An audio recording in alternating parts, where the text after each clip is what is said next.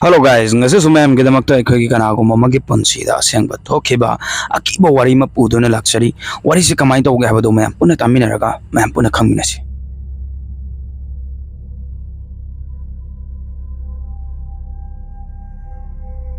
wari si ai isa makta thokchakhiba wari ni mina taraga budi phagi de malam basu ai adubu ngasi phawda wari se ningsing luba matamda tu dum chungi ai habde aina te ko atopani aduga wari si bu thabir iba misaktuna magi ming panbi gano hairak padagi ming de panjaragi waro bibe adi wari oina dum taminasi hauji hauji ai isama graduation third sem tamjari thodo ko se ina class 4 taminga matamda thokibani ekoi je arapa kungang amadagini lam direct to di haijar roige moirang makha dagini ꯑꯩꯈꯣꯏꯅ ꯏꯝꯐꯥꯜꯗ ꯍꯣꯡꯒꯠꯅꯕ ꯀ꯭ꯋꯥꯀꯩꯊꯦꯜꯗ ꯏꯪꯈꯣꯜ ꯑꯃ ꯂꯩꯈꯤ ꯌꯨꯝꯒ ꯀꯣꯟꯅꯅ ꯂꯩꯈꯤꯕꯅꯤ ꯃꯗꯨꯗ ꯕꯕꯥꯅ ꯈꯤꯇꯪ ꯁꯦꯝꯗꯣꯛꯀꯦ ꯍꯥꯏꯗꯅ ꯌꯨꯝꯁꯦ ꯑꯃꯨꯛ ꯅꯧꯅ ꯈꯔ ꯁꯦꯝꯗꯣꯛꯑꯦ ꯁꯦꯝꯗꯣꯛꯏꯉꯩꯗꯒꯤ ꯌꯨꯝ ꯁꯥꯕꯒꯤ ꯂꯩꯕ ꯃꯤꯁꯇ꯭ꯔꯤꯈꯩꯗ ꯑꯗꯨꯝ ꯇꯝꯅꯕꯁꯦ ꯍꯧꯔꯕꯖꯥꯠꯅꯦꯕ ꯋꯥꯁꯔꯨꯝꯗ ꯂꯩꯔꯤꯉꯩꯗ ꯃꯄꯥꯟꯗꯒꯤ ꯊꯣꯡ ꯂꯣꯟꯁꯤꯟꯕꯒꯨꯝꯕ ꯑꯁꯤꯒꯨꯝꯕꯁꯦ ꯑꯗꯨꯝ ꯇꯧꯕ ꯍꯥꯏꯕꯗꯤ ꯍꯥꯟꯅꯗꯒꯤ ꯇꯝꯅꯔꯒ ꯂꯩꯔꯕ ꯃꯐꯝꯅꯦꯕ ꯑꯗꯨꯕꯨ ꯑꯩꯈꯣꯏꯒꯤ ꯏꯃꯨꯡꯁꯤꯗ ꯂꯩꯔꯤꯕ ꯃꯤꯁꯤꯡꯁꯤꯗꯤ ꯌꯥꯝꯅ ꯀꯤꯒꯟꯗꯦꯕ ꯑꯗꯨꯗꯨꯅ ꯃꯔꯝ ꯑꯣꯏꯔꯒ ꯀꯩꯁꯨ ꯇꯧꯔꯣꯏ ꯍꯥꯏꯅ ꯈꯜꯂꯦꯕ ꯃꯗꯨꯒꯤ ꯃꯇꯨꯡ ꯌꯨꯝ ꯑꯗꯣ ꯁꯥꯕ ꯂꯣꯏꯕꯗꯒꯤꯗꯤ ꯑꯩꯈꯣꯏ ꯌꯨꯝꯗꯨꯗ ꯍꯣꯡꯖꯤꯟꯈꯤ ꯑꯩꯈꯣꯏ ꯌꯥꯝ ꯏꯪꯅ ꯆꯤꯛꯅ ꯂꯩꯈꯤ ꯑꯩꯈꯣꯏꯒꯤ ꯏꯃꯨꯡꯗꯨꯗ ꯑꯩꯒꯤ ꯗꯗꯥ ꯊꯣꯛꯄ ꯈꯨꯟꯗꯒꯤ ꯑꯃꯁꯨ ꯂꯩ ꯑꯣꯇꯣ ꯊꯧꯔꯒ ꯂꯩꯕꯅꯦ ꯃꯥꯁꯦ ꯏꯕꯥꯅꯤꯁꯦ ꯔꯨꯝ ꯑꯃꯗ ꯄꯨꯟꯅ ꯂꯩꯃꯤꯟꯅꯕꯅꯤ ꯏꯪꯅ ꯆꯤꯛꯅ ꯃꯇꯝ ꯈꯔ ꯂꯩꯔꯕ ꯃꯇꯨꯡꯗ ꯅꯣꯡꯃ ꯅꯨꯡꯗꯥꯡ ꯑꯃ ꯗꯗꯥ ꯏꯕꯥꯅꯤꯁꯦ ꯇꯨꯃꯤꯟꯅꯔꯤꯉꯩꯗ ꯃꯥꯅ ꯄꯨꯛ ꯍꯧꯒꯠꯂꯦ ꯍꯥꯏꯔꯒ ꯊꯣꯡ ꯍꯥꯡꯗꯣꯛꯑꯒ ꯆꯦꯟꯈꯤꯕꯅꯦꯕ ꯑꯗꯨꯗ ꯑꯩꯅ ꯀꯔꯤ ꯇꯧꯔꯒꯦ ꯗꯗꯥ ꯍꯥꯏꯅ ꯍꯪꯕ ꯃꯇꯝꯗ ꯀꯩꯁꯨ ꯇꯧꯗꯦꯗ ꯃꯄꯥꯟ ꯊꯣꯛꯅꯤꯡꯕꯒꯤꯅꯤ ꯍꯥꯏꯗꯅ ꯍꯥꯏꯔꯛꯈꯤꯕ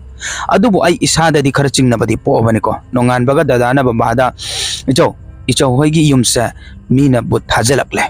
ꯌꯨꯝꯁꯦ ꯌꯥꯝ ꯊꯨꯅ ꯍꯣꯡꯗꯣꯛꯄꯤꯔꯣꯅ ꯍꯥꯏꯔꯛꯈꯤ ꯑꯗꯨ ꯕꯕꯥꯅ ꯀꯩꯗꯧꯔꯒꯦꯅ ꯍꯪꯕ ꯃꯇꯝꯗ ꯑꯩꯒꯤ ꯀꯥꯗꯒꯤ ꯊꯣꯡꯅꯥꯎꯗ ꯅꯨꯄꯤ ꯃꯌꯥ ꯆꯧꯕꯤ ꯑꯃ ꯌꯦꯡꯉꯛꯏ ꯑꯗꯨꯗ ꯑꯩꯅ ꯇꯥꯟꯅꯕꯅꯤ ꯑꯗꯨꯝ ꯆꯦꯟꯈ꯭ꯔꯦ ꯍꯥꯏꯗꯅ ꯍꯥꯏꯌꯦꯕ ꯗꯗꯥꯁꯤꯒꯤ ꯕꯕꯥꯁꯦ ꯍꯥꯟꯅ ꯕꯨꯠꯀꯨꯝꯕ ꯁꯥꯟꯅꯕ ꯑꯗꯨꯗꯨꯅ ꯃꯥꯅ ꯍꯦꯟꯅ ꯈꯪꯕ ꯍꯥꯏꯕ ꯇꯥꯔꯦ ꯌꯥꯝꯅꯁꯨ ꯀꯤꯒꯟꯗꯕ ꯃꯥꯁꯦ ꯃꯥꯅ ꯍꯦꯛ ꯎꯕꯒ ꯁꯤꯗꯤ ꯃꯤꯅ ꯊꯥꯖꯤꯜꯂꯛꯄ ꯕꯨꯠꯅꯦ ꯍꯥꯏꯕꯁꯦ ꯑꯗꯨꯝ ꯍꯥꯏꯕ ꯑꯗꯨ ꯍꯦꯛ ꯍꯥꯏꯔꯝꯕꯒ ꯃꯥꯗꯤ ꯅꯣꯡ ꯅꯤꯅꯤ ꯂꯩꯔꯝꯃꯒ ꯑꯗꯨꯝ ꯍꯟꯈ꯭ꯔꯦꯕ ꯃꯗꯨꯒꯤ ꯃꯇꯨꯡꯗ ꯇꯣꯏꯅ ꯇꯣꯏꯅ ꯌꯨꯝ ꯃꯊꯛꯁꯤꯗ ꯀꯣꯏꯆꯦꯟ ꯆꯦꯟꯕ ꯃꯗꯨꯗ ꯑꯩꯈꯣꯏꯅꯗꯤ ꯎꯆꯤꯒꯨꯝꯕ ꯑꯣꯏꯔꯝꯒꯅꯤ ꯈꯟꯗꯨꯅ ꯎꯆꯤ ꯍꯤꯗꯥꯛ ꯑꯗꯨꯝ ꯂꯪꯈꯠꯄ ꯑꯗꯨ ꯑꯣꯏꯔꯒꯁꯨ ꯑꯗꯨꯝ ꯃꯈꯥꯗ ꯏꯟꯊꯔꯛꯄ ꯑꯗꯒꯤ ꯑꯩꯈꯣꯏ ꯃꯃꯥꯒꯤ ꯃꯅꯥꯎꯄꯥꯁꯨ ꯑꯩꯈꯣꯏꯗ ꯂꯩꯌꯦꯕ ꯃꯣꯏꯅ ꯃꯊꯛꯇ ꯇꯨꯝꯕ ꯃꯇꯝꯗ ꯃꯤ ꯑꯃ ꯑꯗꯨꯝ ꯀꯥꯈꯠꯂꯛꯏ ꯑꯗꯨꯒ ꯑꯗꯨꯝ ꯌꯦꯡꯉꯝꯃꯒ ꯀꯨꯝꯈꯤꯁꯨ ꯍꯥꯏꯌꯦꯕ ꯑꯗꯨꯗ ꯑꯩꯈꯣꯏꯅꯗꯤ ꯀꯤꯒꯟꯗꯕꯅꯤꯅ ꯀꯩꯁꯨ ꯇꯧꯔꯣꯏ ꯋꯥꯈꯜꯅꯅꯦꯅ ꯑꯗꯨꯝ ꯍꯥꯏꯕ ꯕꯕꯥ ꯍꯣꯏꯅꯗꯤ ꯑꯗꯨꯃꯥꯏꯅ ꯑꯗꯨꯝ ꯍꯥꯏꯕ ꯍꯥꯏꯇꯥꯔꯦ ꯑꯁꯨꯝꯅ ꯁꯨꯝ ꯇꯣꯏꯅ ꯇꯣꯏꯅ ꯇꯧꯕ ꯑꯗꯨꯕꯨ ꯀꯤꯕꯗꯤ ꯀꯌꯥ ꯐꯥꯎꯗꯦꯕ ꯑꯩꯈꯣꯏꯒꯤ ꯏꯃꯨꯡꯗꯗꯤ ꯃꯁꯤꯒꯤ ꯃꯇꯨꯡꯗ ꯅꯣꯡꯃ ꯂꯝꯄꯥꯛꯇ ꯁꯤꯅꯦꯃꯥ ꯀꯥꯞꯄꯅꯦ ꯃꯇꯝꯗꯨꯗ ꯃꯃꯥꯁꯦ ꯌꯦꯡꯕ ꯆꯠꯀꯅꯤ ꯍꯥꯏꯗꯅ ꯆꯠꯈꯤꯕꯅꯤ ꯂꯣꯏꯔꯒ ꯍꯜꯂꯛꯄ ꯃꯃꯥꯁꯦ ꯋꯥꯁꯔꯨꯝꯗ ꯈꯣꯡ ꯈꯨꯠ ꯍꯥꯝꯒꯦꯅ ꯆꯪꯕ ꯃꯇꯝꯁꯤꯗ ꯀꯟꯅ ꯂꯥꯎꯔꯛꯄꯅꯦꯕ ꯑꯗꯒꯤ ꯕꯕꯥꯅꯦ ꯑꯩꯅ ꯆꯦꯆꯦꯅꯦ ꯑꯗꯨꯒ ꯃꯥꯃꯁꯤꯒ ꯂꯣꯏꯅꯅ ꯆꯦꯟꯁꯤꯜꯂꯒ ꯌꯦꯡꯕ ꯃꯇꯝꯗꯗꯤ ꯃꯃꯥꯁꯦ ꯋꯥꯟꯊꯔꯒ ꯂꯩꯔꯝꯃꯦꯕ ꯑꯗꯨꯗꯒꯤ ꯑꯩꯈꯣꯏꯅ ꯇꯧꯔꯒ ꯃꯃꯥꯁꯦ ꯀꯥ ꯃꯅꯨꯡꯗ ꯄꯨꯁꯜꯂꯦꯕ ꯑꯗꯒꯤ ꯃꯥꯁꯦ ꯀꯩꯅꯣꯝ ꯇꯧꯔꯛꯑꯦꯕ ꯋꯥ ꯈꯣꯡꯉꯥꯡꯁꯤꯁꯨ ꯀꯩꯅꯣꯝ ꯇꯧꯔꯛꯄ ꯍꯥꯏꯕ ꯇꯥꯔꯦ ꯃꯤꯠꯁꯨ ꯉꯣꯔꯣꯡ ꯉꯣꯔꯣꯡ ꯑꯣꯜꯂꯒ ꯀꯩꯅꯣꯝ ꯇꯧꯔꯛꯄ ꯑꯗꯒꯤ ꯑꯩꯒ ꯕꯕꯥꯒꯅ ꯐꯥꯔ ꯊꯝꯃꯒ ꯃꯥꯃꯅ ꯃꯥꯏꯕ ꯑꯃ ꯀꯧꯕ ꯆꯠꯈꯤꯕ ꯃꯥꯏꯕꯗꯨꯁꯨ ꯃꯥꯃꯅ ꯀꯧꯔꯨꯕꯗꯒꯤ ꯂꯥꯛꯑꯦ ꯃꯥꯏꯕꯗꯨꯅ ꯂꯥꯏꯁꯣꯟ ꯇꯤꯁꯣꯟ ꯇꯧꯕꯗꯒꯤꯗꯤ ꯃꯃꯥꯁꯦ ꯈꯔꯕꯨꯗꯤ ꯐꯔꯦꯕ ꯑꯗꯨꯗ ꯃꯥꯏꯕꯗꯨꯅ ꯀꯩꯁꯨ ꯇꯧꯔꯣꯏꯗꯅ ꯍꯥꯏꯔꯝꯃꯒ ꯀꯨꯏꯅ ꯂꯩꯇꯕꯤꯗ ꯃꯥꯁꯨ ꯑꯗꯨꯝ ꯆꯠꯈ꯭ꯔꯦꯕ ꯅꯨꯃꯤꯠꯇꯨꯗ ꯃꯥꯏꯕꯗꯨꯅ ꯀꯔꯤꯒꯨꯝꯕ ꯋꯥꯍꯩ ꯑꯃꯇꯪ ꯍꯥꯏꯔꯝꯃꯒꯗꯤ ꯑꯩꯈꯣꯏꯅ ꯃꯇꯨꯡ ꯇꯥꯔꯛꯄꯗ ꯇꯥꯗꯧꯔꯤꯕ ꯗꯁꯥꯁꯦ ꯇꯥꯔꯝꯗꯕꯁꯨ ꯌꯥꯏ ꯃꯥꯏꯕ ꯆꯠꯈ꯭ꯔꯕ ꯃꯇꯨꯡꯗ ꯃꯃꯥꯗ ꯑꯩꯈꯣꯏꯅ ꯀꯔꯤ ꯇꯧꯔꯛꯀꯦꯅ ꯍꯪꯕ ꯃꯇꯝꯗ ꯋꯥꯁꯔꯨꯝꯒꯤ ꯏꯁꯤꯡ ꯊꯝꯃꯤꯕ ꯁꯤꯟꯇꯦꯛꯁꯇꯨꯗ ꯅꯨꯄꯤ ꯃꯃꯥꯏ ꯄꯥꯛꯄ ꯃꯁꯛꯁꯨ ꯑꯃꯠꯇ ꯃꯥꯟꯅꯗꯕ ꯅꯨꯄꯤ ꯃꯉꯥꯈꯛꯀꯤ ꯃꯃꯤ ꯇꯥꯏ ꯌꯦꯡꯈꯠꯂꯨꯕ ꯃꯇꯝꯗꯗꯤ ꯀꯅꯥꯝꯇ ꯂꯩꯔꯝꯗꯦ ꯑꯗꯨꯒ ꯑꯃꯨꯛ ꯍꯟꯅ ꯏꯁꯤꯡꯗꯨꯗ ꯌꯦꯡꯉꯨꯕꯗ ꯃꯌꯥ ꯑꯆꯧꯕꯁꯤꯡꯗꯨꯒ ꯑꯩꯉꯣꯟꯗ ꯅꯣꯛꯁꯤꯜꯂꯛꯄꯅꯤ ꯃꯗꯨꯗꯒꯤ ꯃꯈꯥ ꯇꯥꯕꯗꯤ ꯑꯩꯁꯨ ꯒ꯭ꯌꯥꯟ ꯇꯥꯗ꯭ꯔꯦ ꯑꯁꯨꯝꯅ ꯍꯥꯏꯔꯛꯈꯤꯕ ꯑꯗꯨꯗ ꯑꯩꯁꯤ ꯌꯨꯝꯁꯦ ꯂꯩꯅꯤꯡꯗꯕ ꯑꯃ ꯐꯥꯎꯔꯕꯅꯤ ꯑꯗꯨꯕꯨ ꯑꯉꯥꯡ ꯑꯣꯏꯕꯅꯤꯅ ꯀꯔꯤ ꯍꯥꯏꯔꯨꯅꯤ ꯑꯁꯨꯝꯅ ꯅꯨꯃꯤꯠꯇꯨꯁꯨ ꯍꯧꯈ꯭ꯔꯦ ꯃꯗꯨꯒꯤ ꯃꯇꯨꯡꯗ ꯑꯩꯈꯣꯏꯒꯤ ꯏꯃꯨꯡꯗꯣ ꯇꯝꯅꯕ ꯃꯑꯣꯡ ꯍꯦꯜꯂꯛꯈꯤ ꯑꯍꯤꯡ ꯌꯧꯁꯜꯂꯛꯀꯅꯤ ꯈꯟꯕꯗ ꯌꯥꯝꯅ ꯃꯊꯥ ꯁꯥꯈꯤ ꯑꯍꯤꯡ ꯍꯦꯛ ꯊꯦꯡꯖꯜꯂꯛꯄꯒ ꯇꯝꯅꯔꯛꯀꯗꯣꯏꯅꯤꯀꯣ ꯀꯃꯥꯏꯅ ꯇꯝꯅꯒꯦ ꯍꯥꯏꯕꯗ ꯊꯣꯡꯅꯥꯎꯁꯤꯗ ꯕꯥꯛ ꯂꯥꯎꯅ ꯊꯥꯔꯝꯃ ꯆꯦꯟꯈꯤꯕꯒꯨꯝꯕ ꯑꯗꯨꯃꯥꯏꯅ ꯑꯗꯨꯝ ꯇꯧꯕ ꯑꯗꯨꯒꯤ ꯅꯣꯡꯃꯁꯨ ꯑꯩ ꯏꯊꯟꯗ ꯇꯨꯝꯃꯒ ꯂꯩꯔꯤꯉꯩꯗ ꯑꯩꯒꯤ ꯇꯨꯝꯃꯤꯕ ꯐꯃꯨꯡꯗꯨꯒꯤ ꯀꯥꯡꯈꯥꯗ ꯈꯨꯖꯤꯟꯅ ꯈꯣꯠꯂꯛꯈꯤꯕꯅꯦꯕ ꯑꯗ ꯑꯩꯅ ꯃꯃꯥꯅ ꯀꯟꯅ ꯀꯟꯅ ꯀꯧꯔ ꯀꯞꯈꯤꯕ ꯃꯃꯥꯅ ꯀꯩꯁꯨ ꯇꯧꯔꯣꯏ ꯋꯥꯈꯜꯅ ꯑꯣꯏꯔꯝꯒꯅꯤꯅ ꯑꯩꯕꯨ ꯊꯦꯝꯖꯤꯟꯕꯤꯈꯤ ꯑꯗꯨꯒꯤ ꯅꯨꯃꯤꯠꯇꯨꯗꯒꯤ ꯑꯩꯒꯤ ꯆꯤꯆꯦꯒ ꯑꯗꯨꯝ ꯇꯨꯝꯃꯤꯟꯅꯔꯦꯕ ꯁꯤꯗꯒꯤ ꯍꯦꯟꯕ ꯀꯌꯥ ꯑꯃ ꯊꯦꯡꯅꯈꯤ ꯑꯗꯨꯕꯨ ꯀꯨꯏꯁꯜꯂꯛꯑꯕꯅꯤꯅ ꯑꯩꯁꯨ ꯀꯃꯥꯏ ꯊꯦꯡꯅꯈꯤꯕꯅꯣ ꯍꯥꯏꯕꯗꯨꯗꯤ ꯑꯩ ꯀꯥꯎꯈꯤꯕ ꯂꯩ ꯑꯗꯨꯗꯨꯅ ꯑꯩꯅ ꯈꯔ ꯅꯤꯡꯁꯤꯡꯖꯕꯁꯤꯅꯦꯕ ꯃꯌꯥꯝꯗ ꯍꯥꯏꯖꯕꯅꯤ yam seng na haijabada kanamta yumduda aikogi mathanda leibasing nungdil oirasu ayuk oirasu aina hek school halakpa matamda mathanda leiba oiba taragadi sumang maton jida natragana sumang mayada kocha chala dum lei natragadi imung manungda ithanda sunglei leiti matamdo mamaga babaga su yam toina toina saune matamdu dagini babaga mamaga yam toina sauna ba hokrise yumdu da laktringai dadi nongmata su khatna dabani sauna ba su udabani adugumba amda thengna dabani adubu aikoina yumdu da hek hongjala kiba matam dagidi babaga mamaga se adum sauna yib nongma namit ama mathi kana phongke namit chidagini aikoida pupu bubo koina aikoida libi kiba wari butna paisa hurale habasa asyangba oina aikoida su tho use matam da jo aikoido asyangba do khanga kiba o asigum momsu leiba jara haidan babana maruk ki lupa lakh kuntaru kodres ki locker hapaga thambane adu mangaga leirambane kadai de chakrin habasu khangti karimta khangdre babado mathayam na saki numitugi numidang du dani punsi gi kaw bangam naroi daba thodok ama thokadori bas numito aigi school gi exam su tawri nongalaga hindi thokpane aina like pabalo tumtari adubu aina kanna kanano malauri se na karino na aina hawgatlaga yengubadadi ai khoigi kungang dagi mai ba phawbado yumda leirame haibadi akoi kungang da mai ba phawba ma leirami mahak to akoi baba hoina korpadagi oiba yai nadragana akoi mama hoina korpadagi oiba yai adumai tawdana mai badu kawraga akoi gi yumda leirambani aduga mamagi mamaida la amana koppaga leiram mai baduna laison cholaga mana amana kan badagi mamado kanna laurpane aduga mai baduna wahang amahang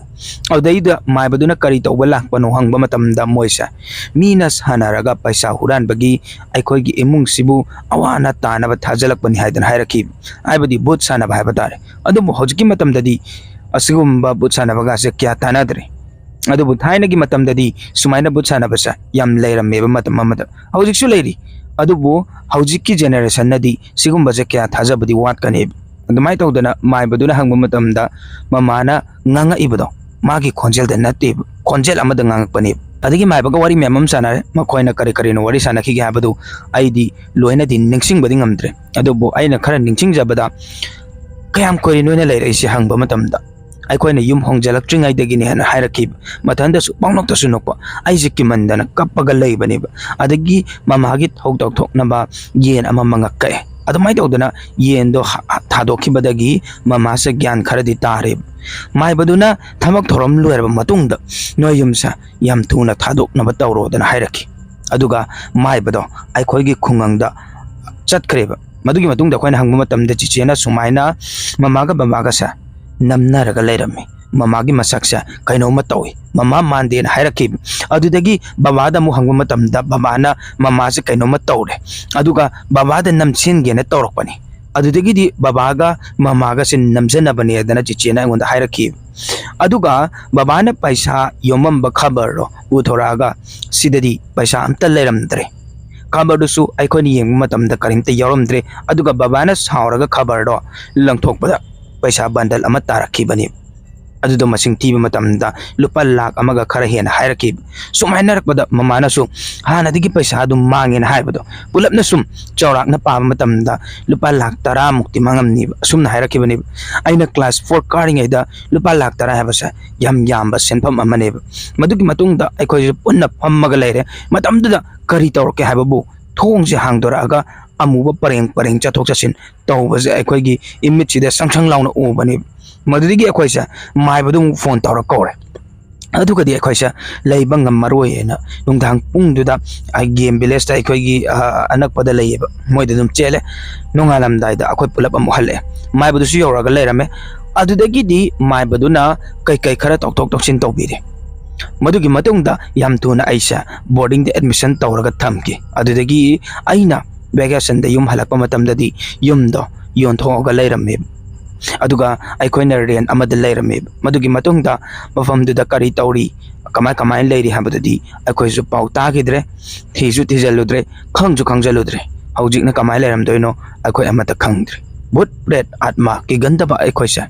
haujiki yumduda hek leirobadagidi ishada akiba akhangba dum leire wari oina leramba thodokse isada thokpane masini aigi punsida thokiba asengba wari haba taragadi semjin chanjilaga haibadi malamgani adubu thodok sidi ngasi phawbada kawba ngamdri ningsing lubada tu adum chumga leiri wari se khone tarudaba thengnarudaba adugumlaba wari mayam ama leiri ni lai atma haibadi thawai sigumbagi wari mayam ama leiri bani akoina khangudaba haiba tare ado kanagumba mana hekta tabada matamdadi thajade habagumba adagi toxanai ni habagumba adumbado adum hojipo leiribo gainaga asumba mayam ama adum lakani adubu wari habaji wari ni matamgi habadi hauji hauji thokpasu nate hauji thokpasu lei aduga thainagi matamda thokiba wari mayam su lei achengba wari je hapchaba matamda kanagumba amatagi mahumda sokadaba amadi kanagumba amatagi mahumda lana khanbagi wakalon hapchaba mtana jade soikiba lan kiba yauraga su mayamna soidana ngapi gani habagi thajabda thamjadi makha tarakpadasu nungai ba wari mayam ama mayam gi damakta pujarake habje thamjabaga loinana ngasi gi damakta di kainarsi mathangi wari da muk mayam puna thengnarse yai fare.